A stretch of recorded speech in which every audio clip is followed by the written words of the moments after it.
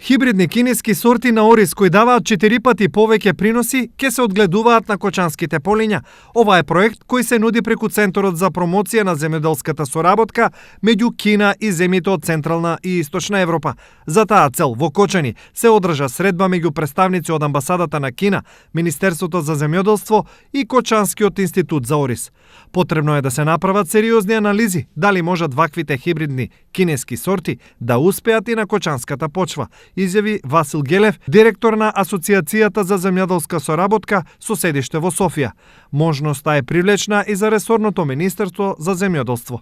Како држава сме многу заинтересирани за спроведување на еден ваков проект, бидејќи Македонија би била втората земја по Бугарија, што во рамки на платформата 16+1, а тоа е соработка меѓу Кина и земјите од Централна и Источна Европа, би успеала да спроведе еден ваков значаен проект. Сега се јавува можноста од кинеската страна и од страна на бугарските пријатели и колеги од Министерството за земјоделство од Бугарија и Универзитетот од Пловдив да се пренесе нивното искуство за една нова технологија за одгледување нови хибридни сорти ориз. Информираат од Министерството за земјоделство, шумарство и водостопанство.